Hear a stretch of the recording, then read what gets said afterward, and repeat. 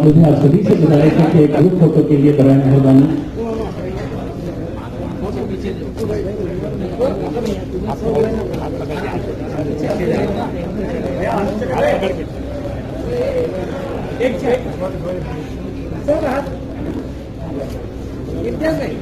सबके एक दूसरे के हाथ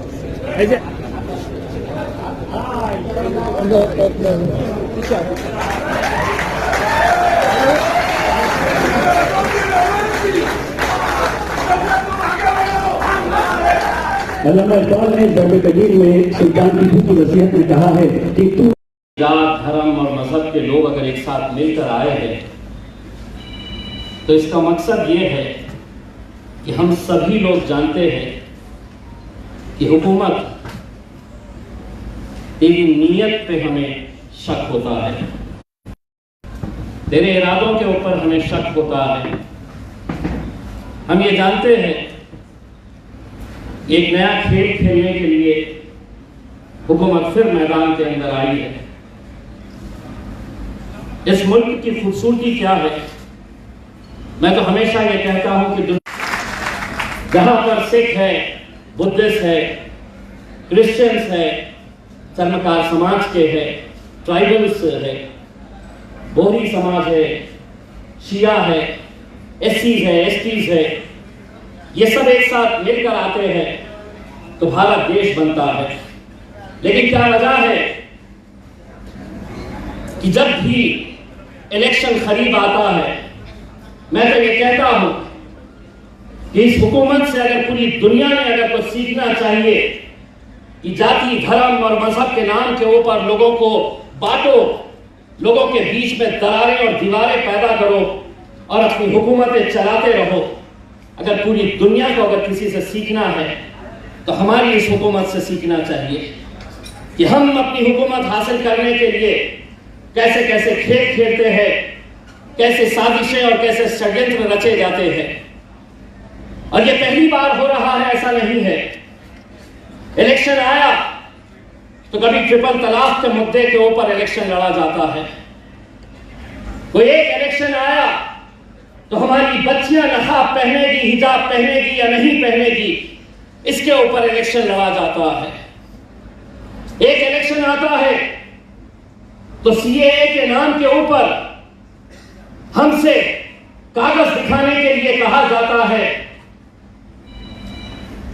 हमारे मरहूम, हमारे बाप दादाएं जो आज इस मिट्टी के अंदर खबरों से चीख चीख कर कह रहे हैं कि तुम मुझसे कागज मांग रहे हैं, ये खबर इस बात की गवाह है कि ये मुल्क मेरा भी है।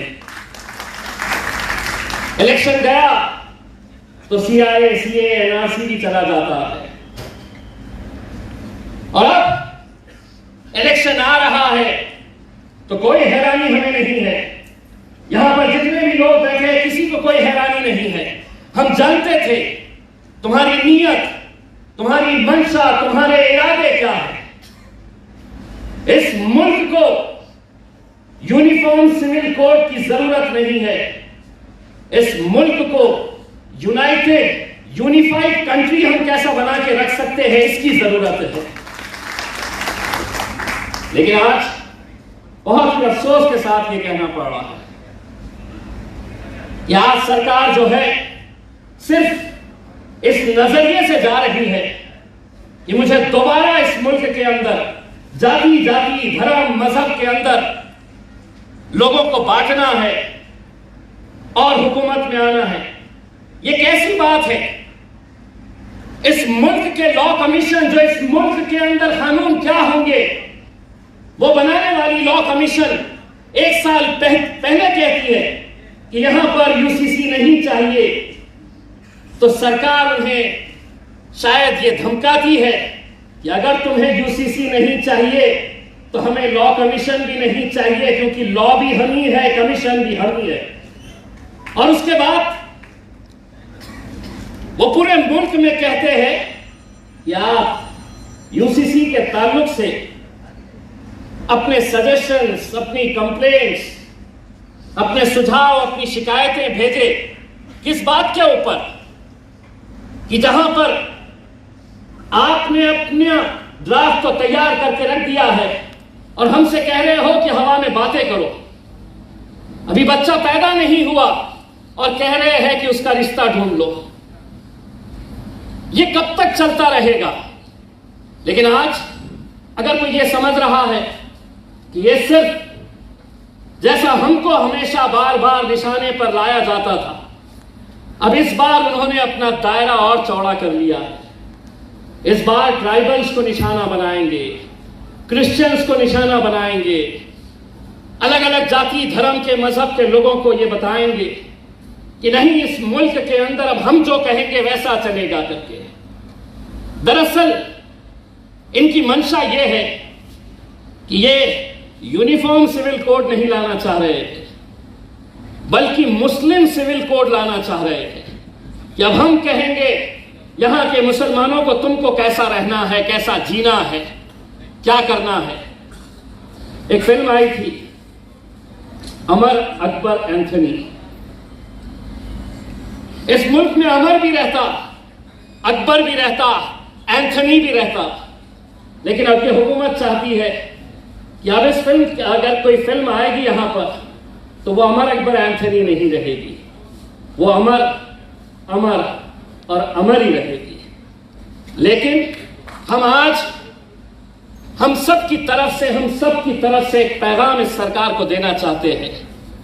ये मुल्क के अंदर इतने सालों से जो चलता आ रहा है वही आगे भी चलता रहेगा। यहां पर अमर भी रहेगा, यहां पर अकबर भी रहेगा और यहां पर एंथनी भी रहेगा और अपने हिसाब से रहेगा। बहुत बहुत शुक्रिया। शेख नशीन पर तशरीफ फरमा मजलिस इत्तेहादुल मुस्लिमीन के महाराष्ट्र के सदर, वो रुकने पार्लियामान औरंगाबाद मोहतरम जनाब इम्तियाज जलील साहब, दाइश पर और मंच पर मौजूद और तशरीफ फरमा। और आप बोलेंगे नहीं, कुछ परेशानी की बात ही नहीं है, कुछ भी नहीं है। मेरे दोस्त, आपको अगर ये हुकूमत की खुशामद करना है करिए, मगर एक लाइन डालिए, उससे आगे मत जाइए आप। अच्छा, और एक बात मैं आपको बताकर, क्योंकि असर का वक्त होने वाला है। हाँ बिल्कुल, आप पंचवक्ता नमाजी नजर आ रहे हैं माशाअल्लाह। अच्छा है, बहुत अच्छा है, वेरी गुड। मेरे लिए दुआ करना भाई, गुनाहगार हूं। दुआ ये करना कि अल्लाह जबान में और तेजाबी दे। अच्छा, ये अब मुसलमानों को निशाना बनाते, हर टीवी प्रोग्राम आप देखो यकसा सिविल कोड का होता, क्या दिखाते टीवी पे? बुरखे में जा है बहन हमारी बेटी, अरे मुसलमान टोपी पहन के जा रहा। इनको ऐसा है, ये बड़े तकलीफ में है, इन पे जुल्म किया जा रहा है, जायदाद में हिस्सा नहीं दिया जा रहा है। मैं चैलेंज के साथ कह रहा हूं, दुनिया में अगर सबसे पहले किसी ने किसी महिला को जायदाद में हिस्सा दिया तो वो रसूल अल्लाह सल्लल्लाहु अलैहि वसल्लम इस्लाम है। इस्लाम ने कहा 2 औरत को जायदाद में हिस्सा दो। नहीं, मगर आप टीवी पे दिखाते बड़ा जुल्म हो रहा। अरे ये बिल्किसबानों का जुल्म तुमको याद नहीं आया, बिल्किसबानों को तुम भूल गए। ये जो बच्चों को जो नासिक में गाड़ी से उतारकर बॉम्ब लिंचिंग करके मार दिया गया, उनकी कमजोरी तकलीफ याद नहीं आई तुमको? जिन बच्चों को हिजाब पहन के जा रहे उनका हिजाब खींचा जाता है, वो तकलीफ याद नहीं आई आपको? अब ये बताना कि देखिए मुसलमान, अरे मेरे दोस्त सच्चाई ये है। और फिर और एक बात, मुसलमान बहुत शादियां करते, कहां है रिकॉर्ड? बताओ कितने शादियां हम करें, बताओ, निकाल के बताओ ना, कितने शादियां मुसलमान करे, कितने शादियां हमारे हिंदू भाई करे, कौन कौन से कितने करे बताओ। अच्छा, जो करे उनके साथ उनकी जोड़ू नहीं रहती।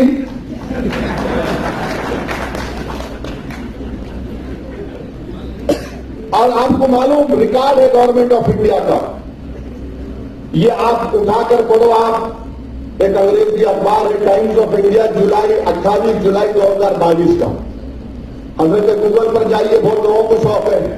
आजकल रिलीजन दीन वहां से सीख रहे, उलमाओं के पैर के पास बैठ के नहीं सीख रहे, इसलिए मंजिलें नहीं कर रहे। तो 28 जुलाई 2022 का टाइम्स ऑफ इंडिया ये कहता है कि 2 बीवियां 1.9 मुसलमान में है, ये 2019 का डेटा है। हिंदू भाइयों में 1.3 है और दीगर कौमों में 1.6 है। यानी ये जो परेशानी 2 बीवी की सिर्फ हमारी नहीं है, दूसरों के भी है। और हिंदू और मुसलमानों में 0.6 का फर्क है। अब आप बोलेंगे कि भाई अब बताओ, फर्क बताओ। सऊदी ओवैसी मुसलमान की दूसरी बीवी रही और दूसरों की दूसरी बीवी रही, तो क्या फर्क है? फर्क यह है कि वो मेरी बीवी है और दूसरों में बीवी नहीं है। फर्क यह है कि उसको मेंटेनेंस मिलता, फर्क यह है कि उसको अपने रहने के लिए घर मिलता, यह फर्क है।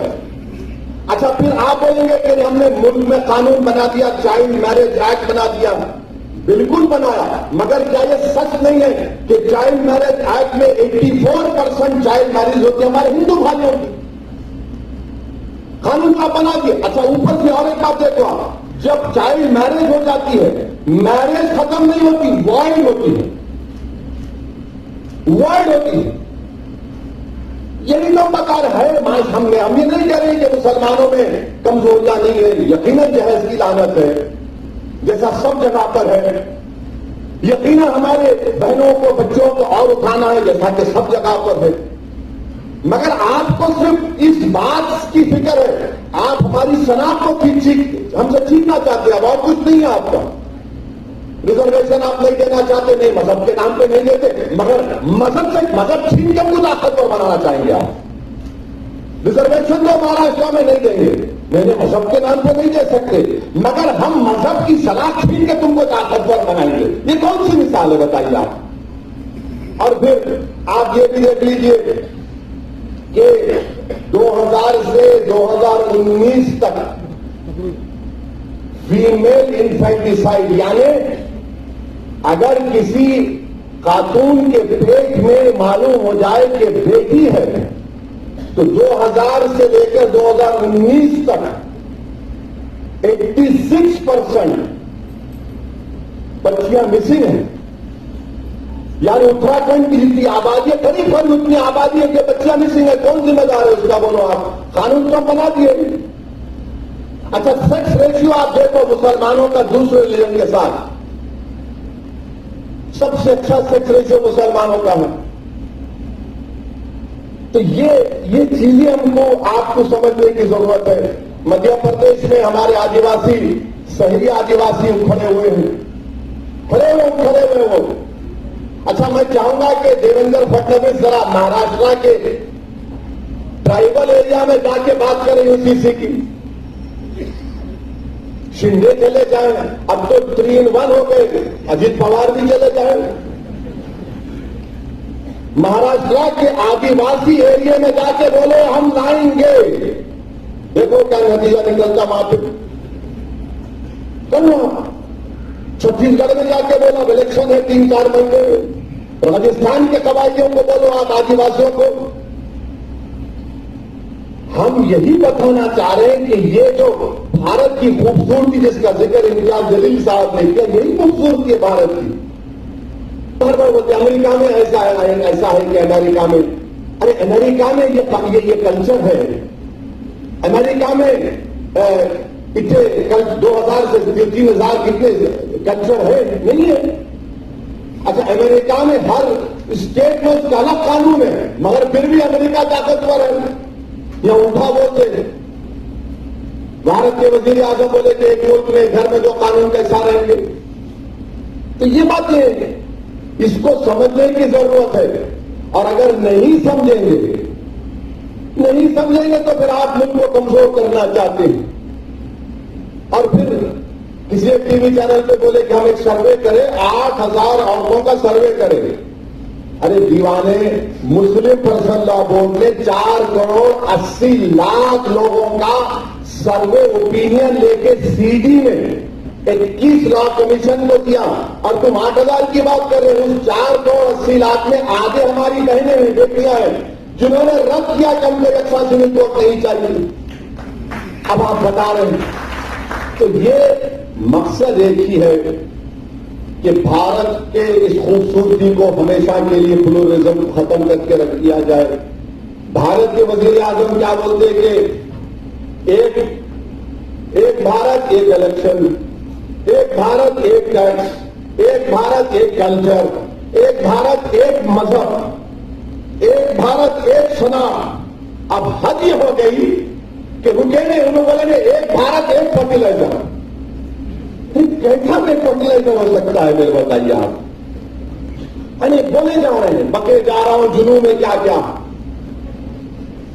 और सामने बता रहे हैं मुल्ला जी को मुसलमान को इनको हम कौन सबक सिखा नहीं, आप सबका नुकसान करने वाले हैं। तो इसीलिए हम तमाम को, खास तौर से हमारे हिंदू भाई बहनों को समझना पड़ेगा कि आपका कितना बड़ा नुकसान होने जा रहा है। आप किस चीज से महरूम हो जाएंगे। और ये बार बार ये जो दुम छल्ले हैं, अरे क्या होता नहीं है, क्या दीन खत्म हो जाता? अरे दीवाने, दीन खत्म होने के लिए नहीं आया, दीन सुबह क़यामत तक रहेगा। दुनिया उस वक्त खत्म होगी जब कलमा बोलने वाला नहीं रहेगा, जब दुनिया खत्म होगी। मगर मैं ये दीन की बात नहीं कर रहा हूं, मैं मुल्क की, आइन की, दलितों की, आदिवासी की, क्रिश्चियन की, हिंदू भाइयों की, सबकी बात कर रहा हूं, देश के हित में बात कर रहा हूं। मगर इसको चेंज कर देते। अब हमारे मीडिया वाले भी सोच रहे होंगे कि अब कहां से इसको पकड़ना, नहीं पकड़ सकते आप। कहां से पकड़ते पकड़ो आप। तो कैरम बोर्ड है, क्वीन को कब गिराएंगे, किंग को कब गिराएंगे। तो मुल्क है भाई, मुल्क को चलाना है। ये भारत है, 130 करोड़ का देश है, इसको आप 2 मिनट नूडल के साथ नहीं चला सकते। लाए नूडल खरीदे, 5 मिनट बने, अम्मा देखा बच्चे को क्या बच्चा खाता बैठ के। ये ऐसा नहीं है भारत। ये 130 करोड़ का देश है। यहां पर हमा किस्म के लोग हैं, हमा किस्म के रंग के लोग हैं, हमा किस्म के सोच के लोग हैं। इसीलिए तो हमारे बुजुर्गों ने तो अंग्रेजों से खिलाफ लड़ा था कि इस मुल्क को ऐसा रखेंगे हम। और मैं अपनी बात को खत्म करूंगा इस बात पर, 2 बात पर खत्म करूंगा कि जो हमारा 21वां लॉ कमीशन था, चौहान साहब ने क्या कहा था कि cultural diversity cannot be compromise to the extent that our urge for uniformity itself becomes a reason for threat to the territorial integrity of the nation. Justice Chauhan साहब 21वीं लॉ कमीशन के चेयरमैन से उन्होंने कहा कि कल्चरल जो diversity है, मुल्क की जो खूबसूरती है, उसको कॉम्प्रोमाइज इस हद तक नहीं किया जा सकता यूनिफॉर्मिटी के नाम पर कि ये हमारे भारत की टेरिटोरियल इंटीग्रिटी के लिए खतरा बन जाए। ये सुप्रीम कोर्ट का जज कह रहा है, बीएस चौहान साहब कह रहे हैं। और फिर बाबा साहेब अम्बेडकर ने क्या कहा था? बाबा साहेब अम्बेडकर ने यह कहा था, बाबा साहेब अम्बेडकर ने कहा था, कब कहा था वो भी बोल रहा हूं, 2 दिसंबर 1948 को बाबा साहेब अम्बेडकर ने कहा था, It is therefore quite impossible for anyone to conceive that the personal law should be excluded from the jurisdiction of the state. Having said that, I would also like to point out that all the state is claiming in this matter is a power to legislate. और आप देखिए यहां पर बाबा साहिब ने क्या कहा, there is no obligation upon the state to do away with personal laws. यानी state के ऊपर ये कोई ऑब्लिगेशन नहीं है कि पर्सनल लॉ हटा दे। फिर बाबा साहब आगे कहते हैं कि only giving a power, therefore no one need be apprehensive of the fact that if the state has the power, the state will immediately proceed to execute or enforce that power in a manner that may be found to be objectionable by the Muslims or by Christians or by other community in India. फिर बाबा साहब कहते हैं we must all remember, सबको इस बात को याद रखना है, बशमूल मुसलमानों को। माने बाबा साहब कह रहे हैं अंदर पार्लियामेंट में जब आइन बनाया जा रहा था, including members of Muslim community who spoke on the subject, that no one can, though one can appreciate their feelings very well, that sovereignty is always limited, no matter even if you assert that it is unlimited. Because sovereignty in the exercise of that power must reconcile itself to the sentiments of different communities. No government can exercise its power in such a manner as to provoke the Muslim to rise in rebellion. ये बाबा साहिब ने कहा कि कोई भी हुकूमत अपनी अख्तियारात को इस तरह से अगर इस्तेमाल करेगी कि मुसलमानों को प्रोवोक करे कि वो रोडों पर निकल कर आए, रेबेलियन करें, ये बाबा साहेब अम्बेडकर ने कहा। और क्या कहा बाद में बाबा साहेब ने? I think it would be a mad government with its को।